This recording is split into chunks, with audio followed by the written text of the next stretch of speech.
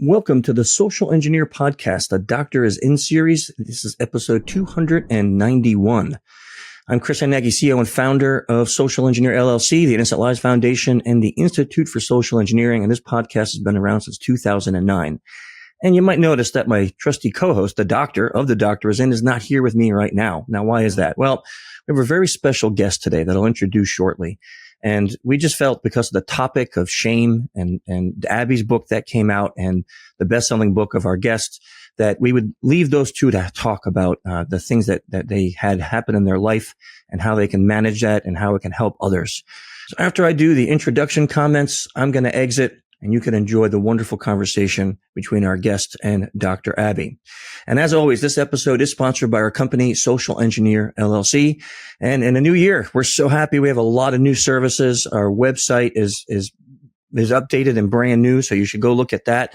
We have a lot of new things being offered there too, a lot of new consulting and professional services that we'll be launching. So keep in tune with us by going to social-engineer.com, following us on LinkedIn, and we'll be announcing all these things. And we look forward to seeing you at upcoming classes and, of course, our Human Behavior Conference, which is happening in November. Go to the Human Behavior Conference, humanbehaviorcon.com, to find out the dates and all the other information there. If you like the topic of social engineering, you should join us on our Slack channel. The link is in the show notes. We have a lot of great things going on in there each and every day. A lot of active people talking about social engineering. It is a legal and family-friendly place. So if that sounds like you, grab the link and you can get it from me if it's not working. Sometimes it does time out and I'll update it, but you can get it in the show notes. Also, we invite everyone to go visit innocentlivesfoundation.org. The organization there has been around for just going on almost 8 years now. And we work hard to help law enforcement geolocate people who traffic children and create child abuse material. And amazingly, we are now, I think, at over 558 cases, maybe even more by the time this episode comes out. I just can't be prouder of the team there. All the work they're doing, it's such an amazing thing to see this happening. And we can use your help. So we are a 501c3, a nonprofit. We have 5 employees and we have over 40 volunteers that are working on this mission each and every day. And we can use some donations. So if you want to go to innocentlivesfoundation.org, click on the donate button, and you can help us with monthly donations or one time or however much you can, would be very much appreciated. Also, last but not least, go check out clutchmerch.com, the best band on the planet, Clutch. Neil helped me start the ILF 8 years ago. And of course, their music is what you hear on this podcast. Okay, now let's talk about our guest that we have coming in today and the episode that you're going to be listening to very shortly. Megan Barry, she's a former mayor of Nashville, Tennessee. Actually, she's the first woman to ever be elected in that office. While she was in office, sadly, she lost her only son, Max, to a drug overdose.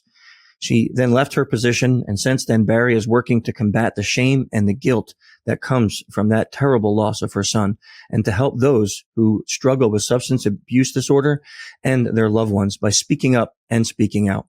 Her memoir, It's What You Do Next, The Fall and Rise of Nashville's First Female Mayor, was released in November, and it is already a USA Today's bestseller. So now I really encourage you to buckle in. This is a very emotional conversation, and it will be one that I'm sure will help a lot of people. So enjoy episode 291. We have a very interesting episode today, and I'm really excited that we have a special guest, Megan Barry. Megan, it's a pleasure to have you on. And firstly, congratulations on the release of your new book. Thanks, Abbie. I'm thrilled, and it's thrilling to be on a show with you, and thank you for inviting me. Yeah, well, we have the same publisher, Matt Holt. Yes. Matt reached out to me and he said, you have to speak to Megan. She's doing some amazing work. You have similar topics to my first book, which was all about shame and empowerment.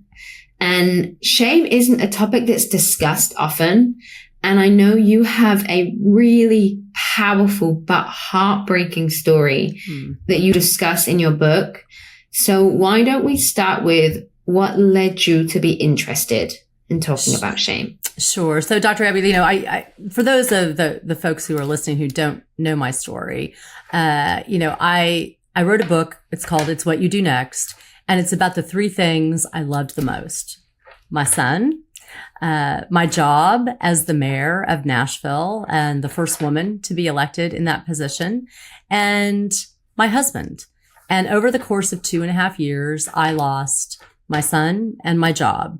And there was one thing I could save, and that was my marriage to my husband. And that's what this book talks about, but it talks about it through the lens of shame and what that does, especially I think in our society, to women, and how as women, we oftentimes, if we are shamed, end up going over into a corner and never recovering. And my book is full of really bad choices that I made.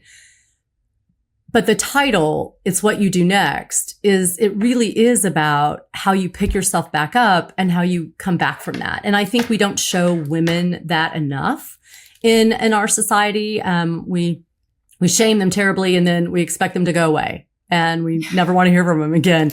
It really is the A with Hester Prynne on the garment. And so that's what this book is about. But when we talk about shame, I think my first intersection with understanding shame had to do with our son. And our son, Max, was this amazing boy. I mean, he was 22 when he passed away from a drug overdose. And, his death didn't make him perfect, but he was ours, and he was our only child. And we didn't understand the disease of substance use disorder. And a lot of that had to do with because we were ashamed. And if I can talk about that for a second, I mean, I'll just give you an example.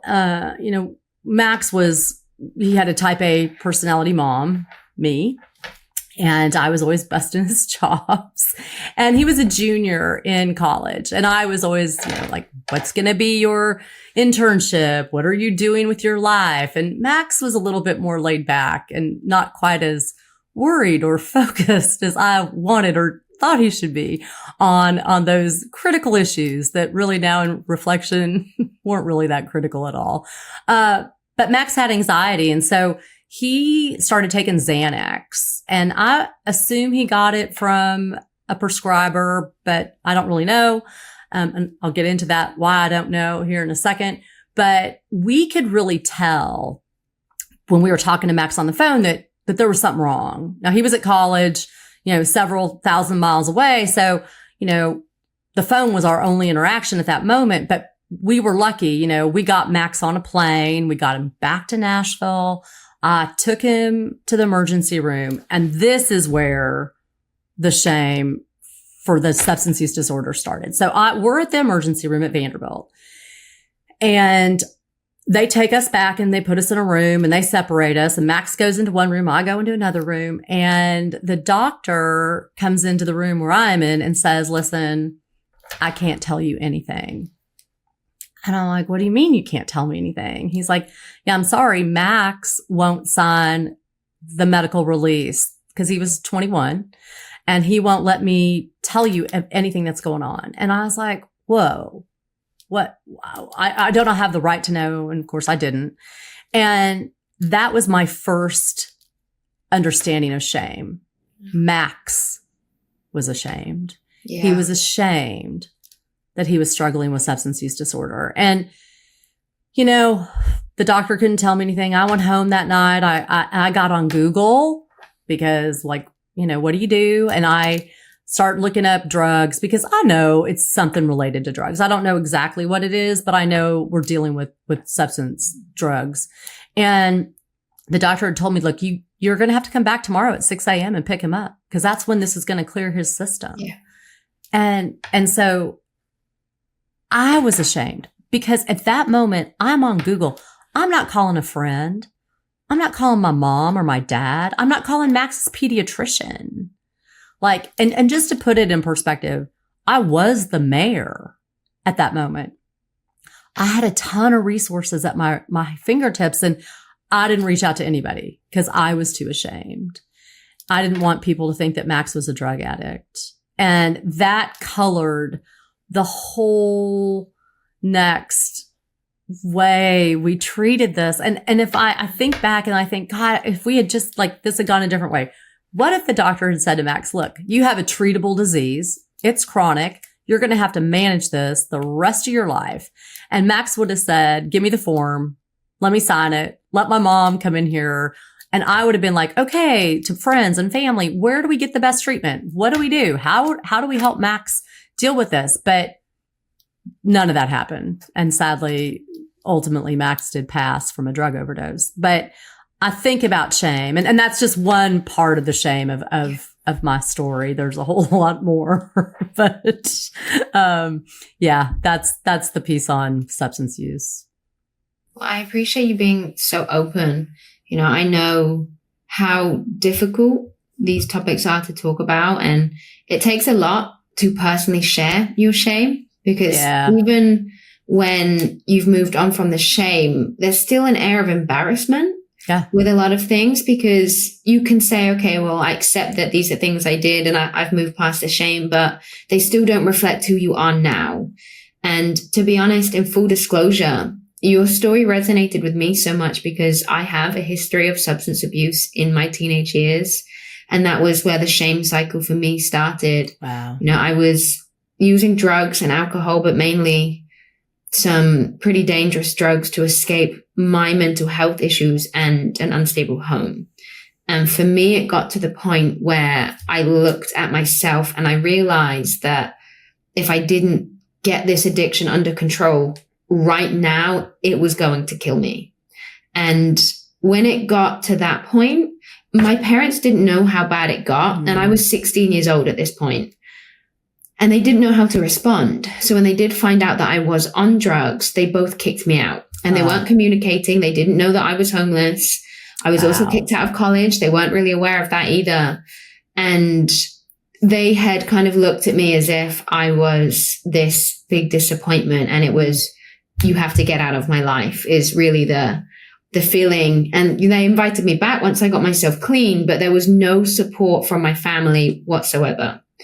And they didn't know what to do. And obviously that response from a parent is the opposite of a helpful and productive response. But as a parent, having gone through a situation of your child going through addiction, what advice would you give to parents now in this situation? Wow. Well, first of all, Dr. Abbie, I don't think your parents' response is unusual. And that's part of why I talk about this, because I think we are so embarrassed and humiliated because it reflects on us as parents. Yeah. We have somehow, what we do is we treat addiction like a moral failure.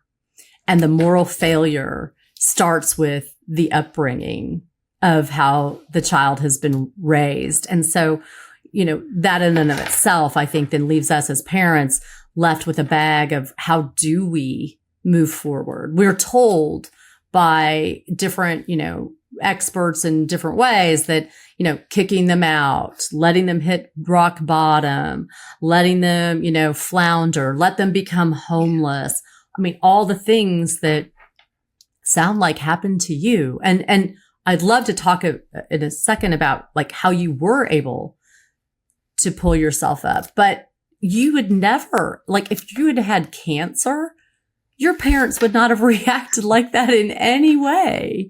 And so I go back to, we definitely have to treat this like the disease it is. But how did you as a 16-year-old pull yourself out of this? It's a question that sometimes I don't know how to answer, because people ask me for advice so that they can obviously then replicate that. But it's a really difficult thing to pinpoint, because I do remember there was this moment I was away. I had been kicked out of my dad's house for throwing a party on drugs, kicked out of my mom's house for throwing a party on drugs. So I was living with my friend, and I had gone away on a holiday with an old friend that had been booked way before it even started.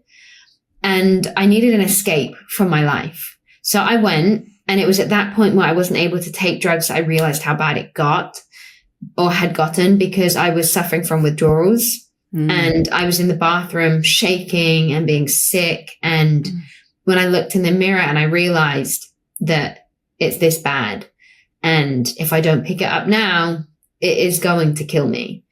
And it was just in that moment. And this is why I wrote about shame, because the overwhelming factor that I felt was just when I looked at myself, it was just the deep shame of this person in the mirror is someone I hate, someone I'm not proud to be, someone that brings me so much shame. And I just realized that enough is enough.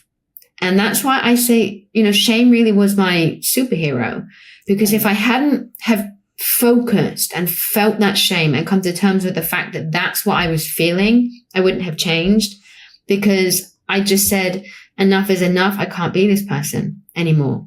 Either I'm this person or everything changes. I have to, go cold turkey. I have to change everything in my life, because I hated the person that I'd seen in the mirror. And from that point, I managed to get back into college. I got myself clean, never touched it from that point. I managed to get back into my dad's house. So I lived with my dad again, and I studied, and from failing all of my exams, I got 100% on all my psychology exams and got myself away from all of the people that I was with.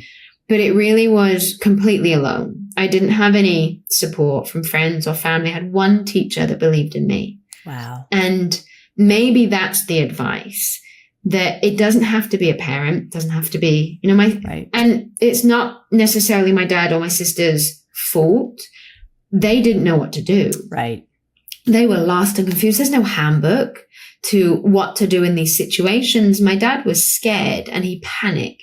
Sure. Same with my sister. But I had one teacher, and she knew that my mom was very abusive, emotionally, psychologically, verbally. So she kind of took me in. And that advice would be to find an adult that you trust, because she really saved me. She believed in me. She gave me support. And I had that one person, but I spent my lunchtimes in her classroom. She gave me tasks and essays, and I just needed that one relationship. And then everything else kind of cleared itself up. And my dad and I started speaking once I was clean and things like that. So I don't know how to give better advice than that, other than don't run from the shame. When you feel it, feel it. Just as soon as you feel it coming, we have this tendency to turn away from it and go, I always say when it comes to emotions, there's 3 routes. We can escape them, we can suppress them, or we can heal them. And heal them means feel them. Right. And that's the one that we don't like. We see it coming and we go, oh, that shame feels awful. Let me run away. Let me push it down. Right. And if I had done those things, and that's how the drug started, if I hadn't said, let me just let this feeling overwhelm me and consume me, and then let me figure out where it comes from. If I hadn't decided to do that, I would never be at this point now. Right. But Dr. Abbie, you were 16, all that wisdom that you have now is beautiful. And I love that this journey has taken you to this place, that you can talk so candidly about it. Because I do think that it is in the talking about and being candid about our experiences and not being ashamed is how we actually teach and help others. And for Max, so he came home that day. I got him in a rehab bed. We got him into rehab. We were really lucky because we had 3 things that a lot of folks don't have. One, Max was willing to go to rehab, which doesn't always happen, especially when somebody's in the throes of addiction. Yeah. There was a bed that would take him, and we had insurance that would pay for it. So, all 3 of those gifts were given to us at a moment in crisis. And so Max went to rehab. He finished rehab. He went back. He finished his senior year in college. He graduated. We went out for graduation that May. And then he started making his way back home, and he stopped in Colorado. And it was just around the year mark that he had gone to rehab. And again, because we had really felt like we had checked the box that, we were done. And we didn't want probably to know more. I mean, to be honest, we just wanted it to be finished. We didn't understand how much that 1 year anniversary was such a vulnerability, especially for a young man, especially for somebody who's right out of rehab. And so he was in Colorado and hanging out with friends on a back deck, and they were house sitting, and some of his friends went to get some food, and he didn't go with them. And when they came back, he was having a seizure, but they didn't realize that he was actually overdosing. Yeah. So they threw water on him. They hoped it helped. It didn't. They did call 911. They were there pretty quick. But they didn't even transport him. I mean, he died on the back deck.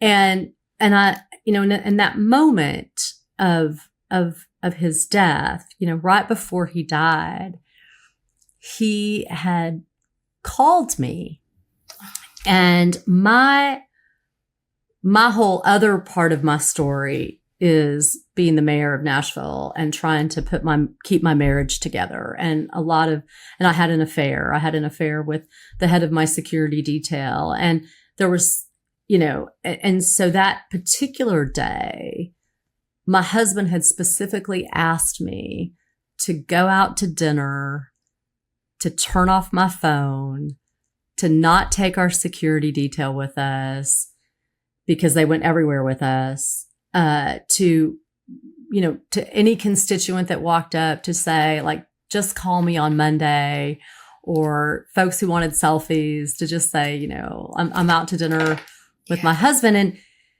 And we did that. And so I did silence my phone. And so he called, and I still, I missed his call. When I got home that night and I turned my phone back on, I saw I'd missed a call, and I texted him and I said, I see I missed your call. Do I need to call you back? And at that moment that I'm texting him, he is on the back deck of that Colorado home dying. And, that's a regret, that I can't do anything about. Right. And I had a friend that's really always really sat really heavy with me on my heart, that I wasn't there for him. And I had a really good friend who had a partner who also was experiencing substance use disorder. And the night he died, she actually did talk to him. They interacted, and she shared that story with me, which was so helpful because he reached her, but the outcome didn't change. And I think that was such a gift to know that, even if I had spoken with him, I'm sure the outcome wouldn't have changed. So anyway, I say that to say, the other part of my shame is the way I left office. So, I was the first woman elected, as I mentioned, and it was a joyful moment. I remember looking out at my inauguration and seeing all of these amazing young women in the audience. And I was so excited to be their role model, to be the model that I could just be a really great mayor. And it wasn't going to matter that I was a woman. It was just going to be that. And of course that didn't happen. And so, I had an affair. I was prosecuted for having an affair.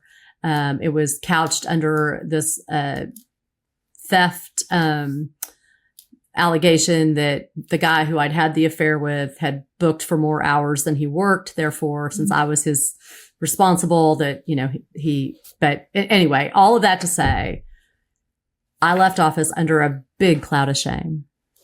And my biggest devastation was that I was not the role model for those little girls. And so my hope is that I've tried to spend the last 8 years putting my life back together so I can be a role model again. I can show young women you can pick yourself up and put yourself back together. And like you did as a 16-year-old who looked in the mirror and said, this isn't going to be who I am. I'm going to be somebody that I can be proud of, and that I want other people to be proud of too. Gosh, there's so much that I want to jump into there. Please go. Hours. There's so much. Your story is so powerful. And listening to you, what jumps out is I just can't imagine the immense amount of strength that it must have taken to not only get through what you went through, but to now stand up, be honest about it, be vulnerable, because being honest about our mistakes is so difficult. And it's so human to want to push them to the side and not be open about them, but you don't hide from anything. No. You are who you are, and you have opened the books completely and opened your heart. And there must have been so much pain and suffering through all the things you went through. And now to come out and be selfless of, I'm going to turn my pain into someone else's strength is just such an incredible thing to be able to offer the world. And one thing that we shy away from is really talking about, like I said, the mistakes and our pain. And I always try and encourage, talk about it, be open about it in any way, whether it's music or writing. And do you think that writing your book helped you navigate your own pain? Because grief is such a central theme in your book. And I do want to jump into after, about being a parent and a woman especially, but do you think that writing the book and sharing your message helped you heal? Oh, absolutely. And I don't think I understood at the beginning that was going to be the process. It was at the beginning of COVID and I didn't know what else to do. And I thought, well, I'll take a class on how to write memoir. And, and during that process of putting things down on paper, actually, sharing them with classmates, sharing them with my husband, who was like, apparently the first casualty of memoir is truth. Because he remembers things a little differently. So anyway, but I love that. I shared every note with him, but every word, and that was really healing. And it took me a long time because I to be honest, I do think when we initially put things down on paper, one of the gifts of time is being able to edit and take out things that might be hurtful. I mean, when I first put some of this on paper, some of it wasn't very nice, but that didn't make me proud of who I was. And this was never, it wasn't somebody else's story. It was my story. So the story I needed to tell was how this story impacted me and what the things I did and not what other people did, because there were a lot of folks who were like, well, why don't you tell about this or that? And it's like, it's not important to the story. And the other thing that I think is really important that I have learned through my life is that when you hurt people, you say you're sorry. Yeah. Yeah. And you have to be okay too with the concept that bridge might be burnt. Because one of the hardest things, especially with addiction, is people talk about this healing journey and rebuilding bridges. And sometimes you have to come to terms with just because you're healed doesn't mean people have to accept it, because you still did those things. If you hurt people, it was still you. And maybe that was an older version of you. But it's okay that some people might not be able to have you back in their life. And that is a really hard reality. Because you're showing, hey, I'm different. I knew I can be great to your life, but sometimes there is too much damage that has been done. And that is one of the hardest realities when you hurt people you love and say, you know what, although I'm healed, I still hurt you in that way. And it's okay if you can't accept me anymore.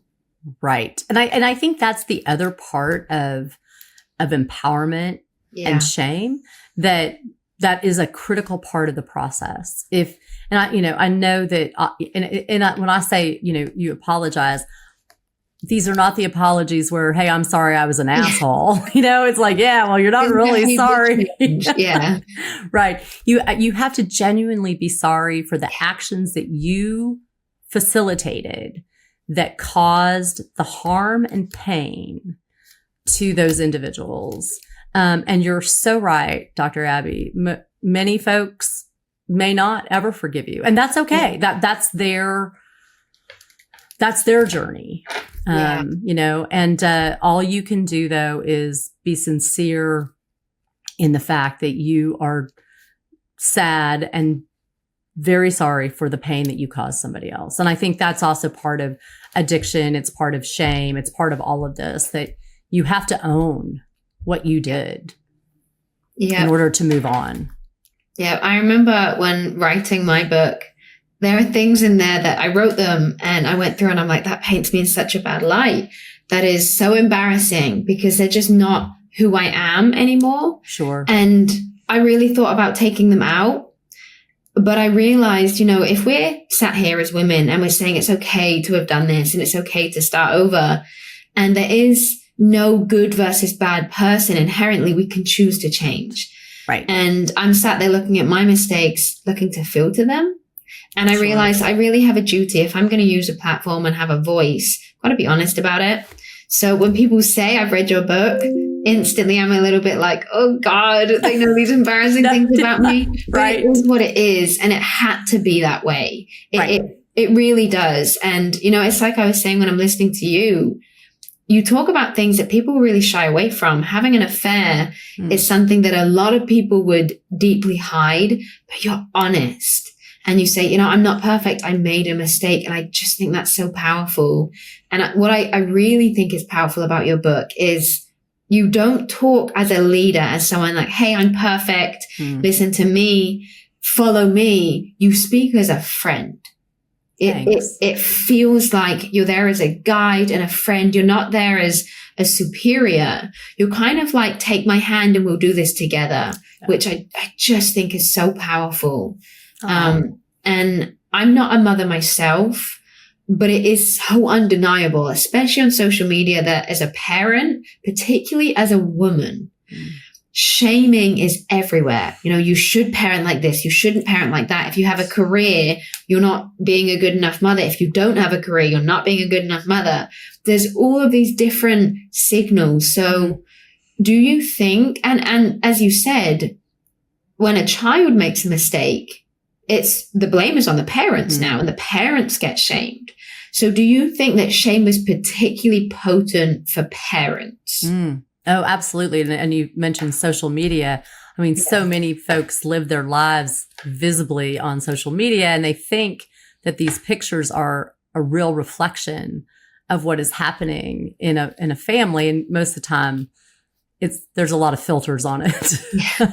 So, I mean, we, both my husband and I have always been working parents. Max was a child who spent time in daycare. He had two incredible, loving parents who loved him deeply.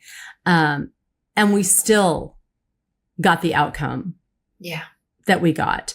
And I catch myself every once in a while when I'm talking to other folks who are parents, young parents, and I want to say, oh, you know what? We thought, and then I do still stop myself because I still have that shame of saying, well, I can't give parental advice because look at our outcome. And so if I say we did X, is the person I'm talking to just going to look at me and go, yeah, and look how that turned out for everybody. Yeah. And so, yes, I still carry that with me, and hesitate to offer or extend any kind of parental advice. I'd be curious to know, obviously your mom and dad must be so proud of you. So it would be so interesting to hear a parent, one of your parents say, I talk about, Dr. Abbie this way, or how do they frame your time, in that space? Do they talk about it? Or do they just talk about now because this is, the amazing human that you are now? Is that, where they go. That's so kind of you. I really appreciate that. My relationship with my mother, she was very abusive. And as I got older, she would like to find pressure points of where things hurt and press them. And with my mom, I could never really grasp how you can look at a child and there'd just be so void of love. There just was no love there. It just felt so empty. And I removed her from my life a few years ago and I allowed her back in and the toxicity just came flooding in. So she's gone from my life and it's been so positive. My dad, however, is the opposite of my mom. He is the warmest, most loving, empathetic man in the world. He's not perfect, but he's my hero. But he wasn't what you would consider the most supportive dad very young. Sure. He was a single dad of 3 girls because my mom had an affair with the window cleaner, so ended up running off. And my dad never asked for anything from her. He didn't ask for child support, anything. He just wanted us. He just wanted to love us.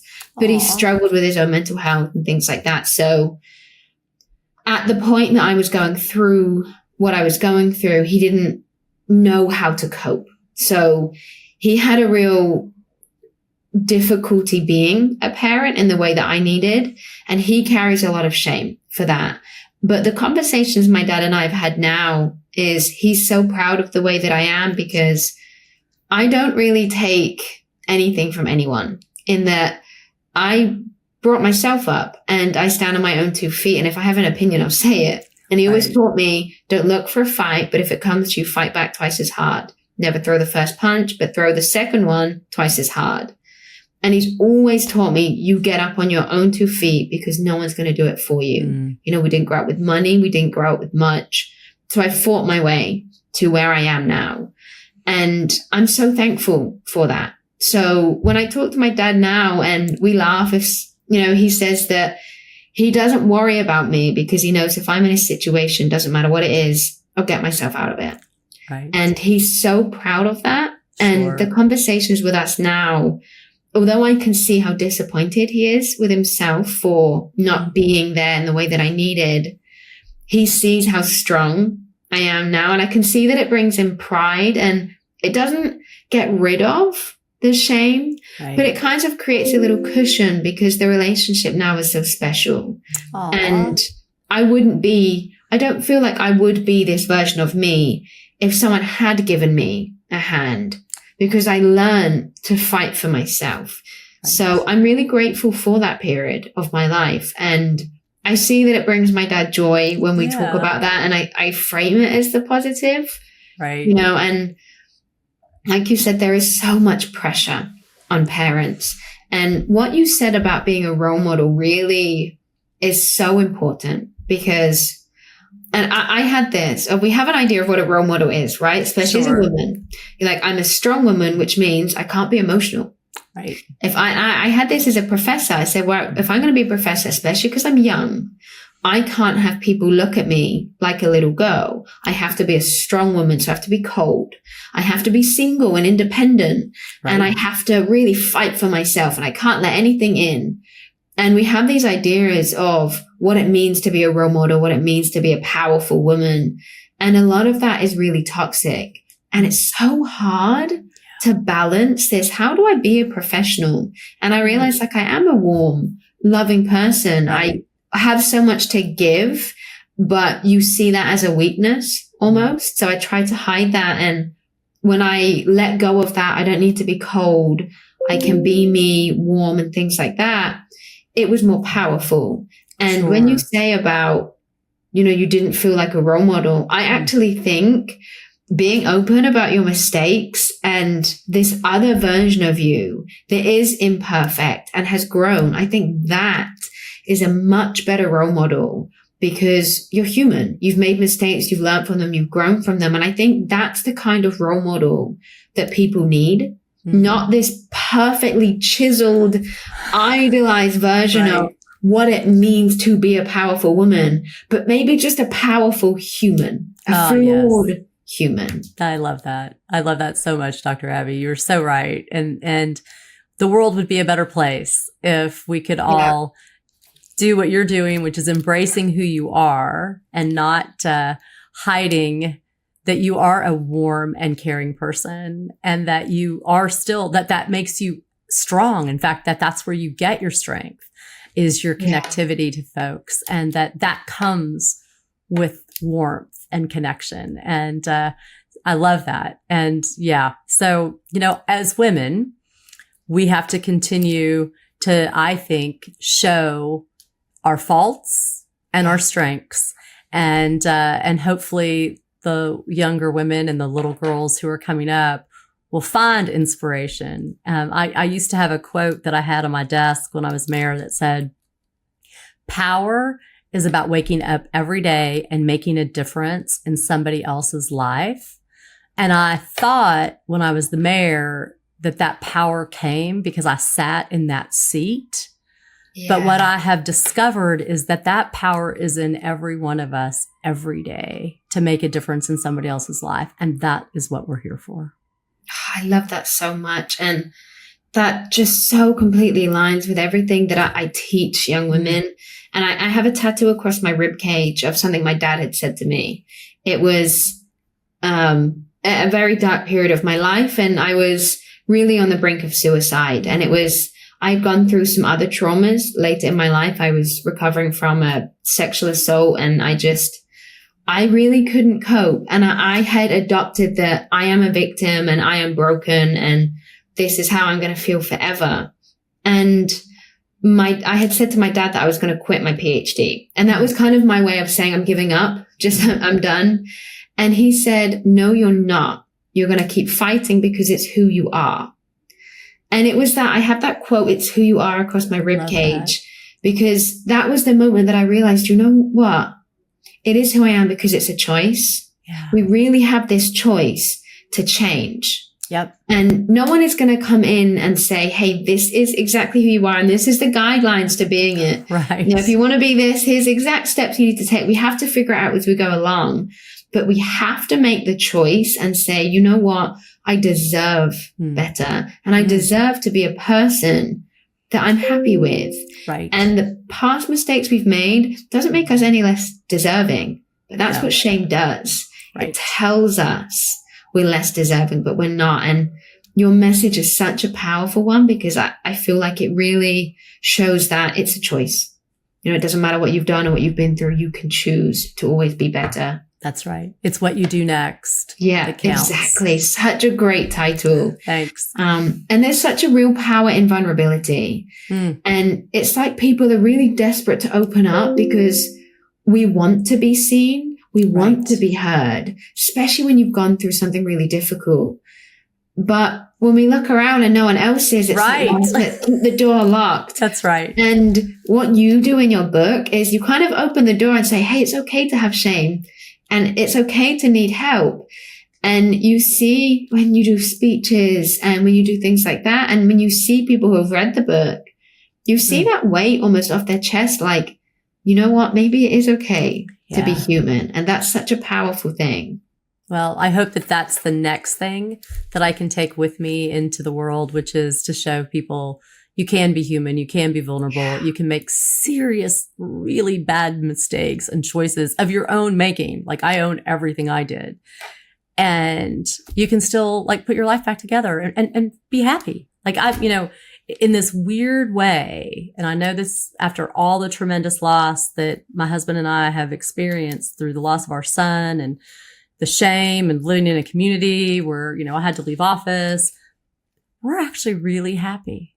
And so that to me is this kind of pot of gold at this end of a rainbow that you can have. It takes work, it takes time, it takes energy, but it's not impossible. And we all should talk about that. You can put your life back together and be happy.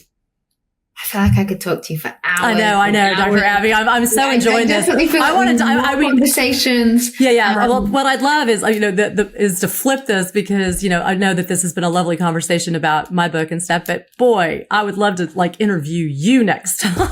We'll make it happen, and we'll definitely do more. Totally. And definitely coffee. I feel like you and I could talk for hours. But I want to leave with one final question. Sure. What advice would you give to someone struggling to rebuild that self-love? And like you said, you have so much happiness now. Yeah. What advice would you give to someone struggling to find happiness and self-love after a difficult chapter? Well, it's going to be really basic, but it starts with looking in the mirror every morning and saying you deserve to be loved, and to really look at your reflection and know that you are worthy of everything that this life has to give you if you can just love yourself first. Such an amazing final note. Megan, thank you so much. Oh, Dr. Abbie, for joining us. It's just been such a pleasure. This has been my delight. Thank you for including me. Thank you. Heavy episode, right? But I hope, just like I did, you found some really useful information that can help you battling with shame and guilt, and also help people that are in your circle to deal with this. Pass this episode around with people you know that are dealing with this. As always, we'll have links in the show notes for reaching out to Miss Barry and of course, keeping in touch with Dr. Abbie too. I really hope you enjoyed this episode. Next month, we're going to take it a little lighter. We're going to be discussing what is bystander effect, how it affects you, and how it affects human decision making. So until then, stay safe. See ya.